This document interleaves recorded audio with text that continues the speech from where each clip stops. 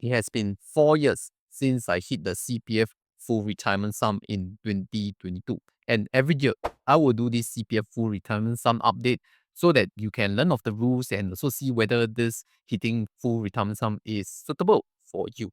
And for the information, the current full retirement sum for year 2026 will be $220,400. And for reference, last year's FRS was 213,000. So that means an incremental difference of $7,400, which represents a 3.5% year-on-year gain. Now, just keep these numbers in mind first because the rest of the video, we will really focus on these numbers and see how hitting the FRS will impact your life. And for context, here are my current CPF balances as of January 2026. So it is my real CPF balance. And from here, you can see that my special account has exceeded the full retirement sum for many years because I hit the full retirement sum in the year of 2022.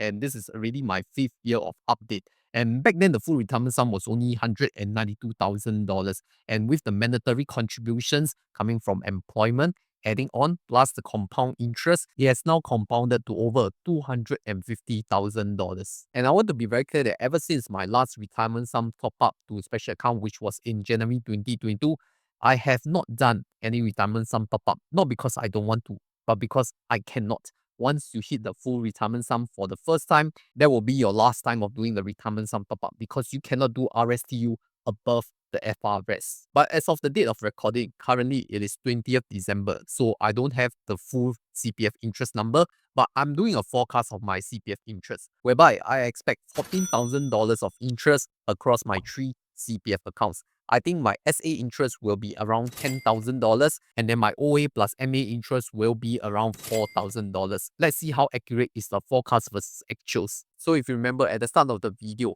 I mentioned that the CPF full retirement sum will increase by around 3.5% every year, correct? But you realize that the special account will give you annually 4% interest. And this 4%, which is 0.5% higher than 3.5%, will always outpace the FRS increment. So this is good in a way that once you hit FRS, even without any mandatory contributions from your employment or any voluntary contributions, you will continue to hit the next year full retirement sum. And this has been the case since I hit full retirement sum 4 years ago at 192K. And yes, I know the CPF is really complicated. So if you want to join like-minded people, want to learn about CPF and ask your CPF questions, come and join us at over 22,000 members in the Honey Money SG Telegram group. Now, if you were to ask about my Medisave account regarding the basic healthcare sum BHS, last year 2025 BHS was 75.5K and my MA was at BHS 75.5K.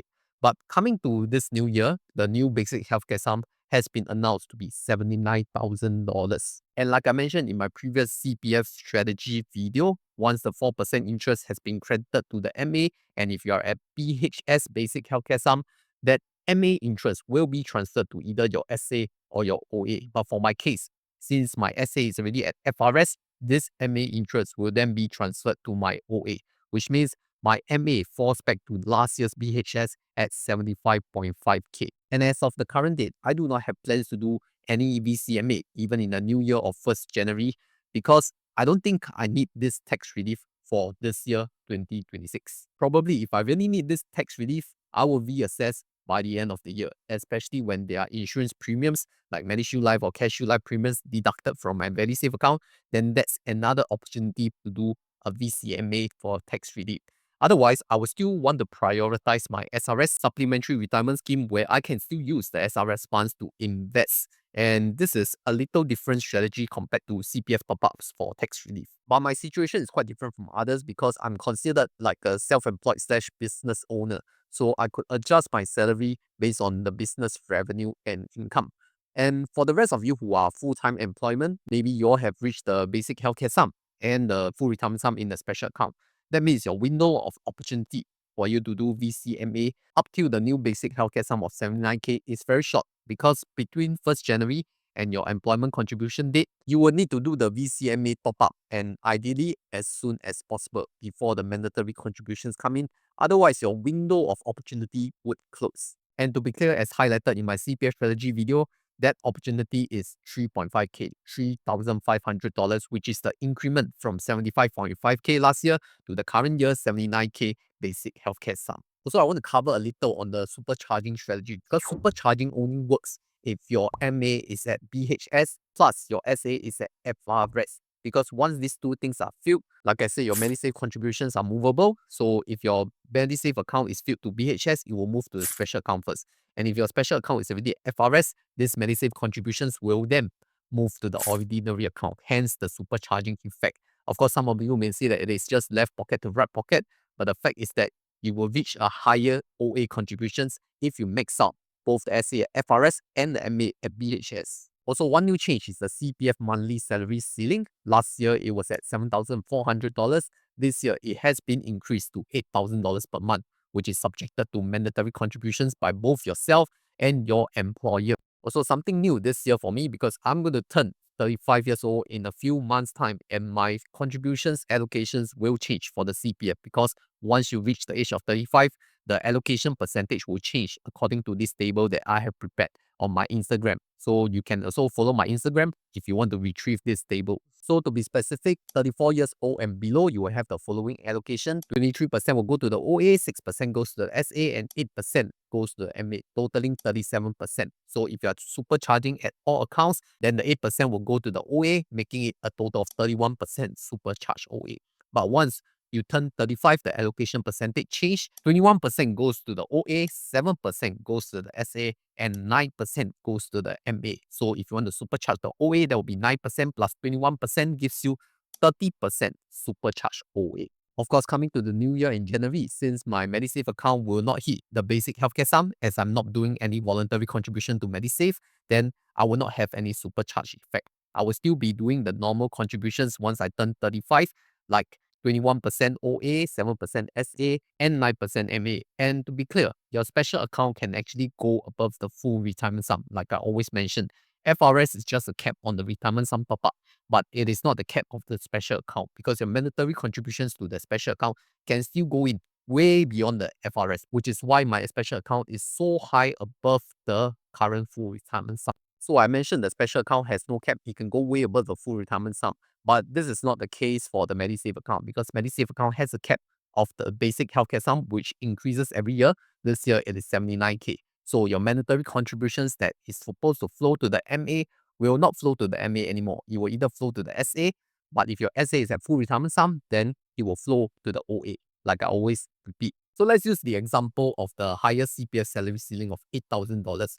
What if you have a 30% supercharge? That will be 30% multiplied by 8K, which gives you $2,400. So this $2,400 of supercharged OA can either be used for your property, whether you want to pay a down payment or your monthly mortgage, or it can be used for investments via CPF IS. And the way I would choose to allocate my OA will be around $900 to pay for my monthly mortgage for my HDB property, and then the rest I will use it for CPF IS investments. What do I use my CPF OA to invest in? Currently, it is with Poems. I use the Amundi Prime USA Fund, which is one of the unit trusts that tracks the US large and mid-cap companies. So don't take it as financial advice. It is what I have assessed for my own risk appetite. Of course, there are other products that you can choose from. This is not sponsored by Poems. But why I use Poems is because they have no sales charge and no platform fees. So if you want to invest your CPF OA in unit trusts like this, then I would highly recommend Poems, and you can sign up from a link in the description. So after 4 years of hitting the full retirement sum from year 2022 to 2026, 4 years is quite a long while. Do you think I have any regret? Now let me tell you what are some regrets that I've seen online. So some people will regret that they did their CPF pop-ups too early. Hence, in their later years when they are higher income, then they cannot perform RSTU, retirement sum top-up to their special account anymore.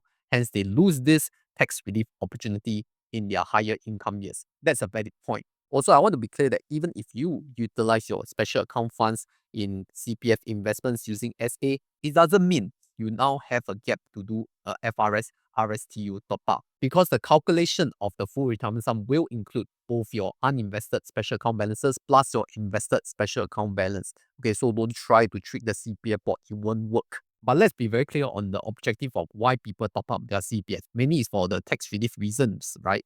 And if you look at the tax relief limit, it is only $8,000 per year for self top up. So either you top up to your special account or you voluntarily contribute to your Medisave account.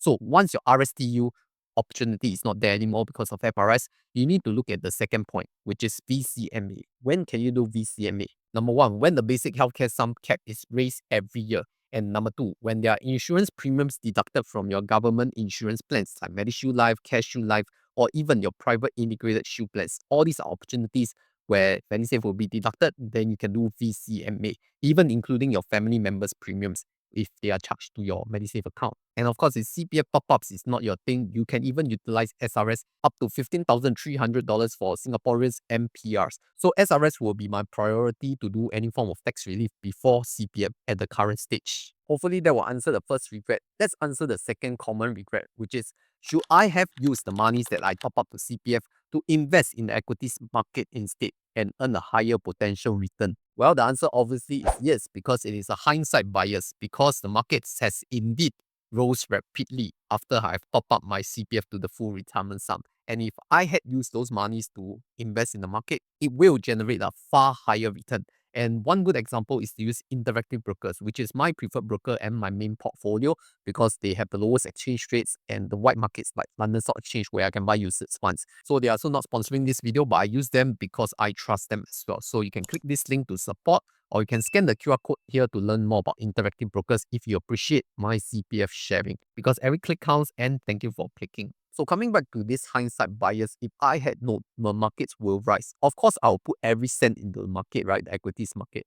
But the truth is you cannot really predict this kind of market volatility and the returns. So at that point in time, like 6 to 7 years ago, I think that I did what was best for my own situation and my knowledge at that point in time. Having reached the full retirement sum helped me secure my retirement funds when I decided to quit my job a few years ago. Because you must understand that in retirement, there is early stage and late stage. Late stage means that you get access to the funds much later, probably when your CPF life age is eligible, 65 years old or older. And it gave me the safety net for me to fall back on, especially when I started to take on the entrepreneurship journey. So once my safety net is settled for my retirement funds, that's where I can go all out in my business and make very bold business decisions that may not have happened if I stayed on in my corporate job. And at least for me, I can honestly say that business returns has far outpaced my stock market returns. So I'm very glad to have made this move many years ago. So every year, I will do an annual CPF update video to review my own CPF balances and also share with the younger audience like what has happened through all these years of building my CPF to the full retirement sum. Like I reached it at 30 years old, but I don't think that everyone should be in a rush to reach it, because back then the CPF policies were very different in terms of top up and tax reliefs. So don't rush into it. Just keep pace to what you believe in. And if you're still unsure of what CPF strategy am I even talking about for my age, then I can refer you to my video on CPF strategy right here.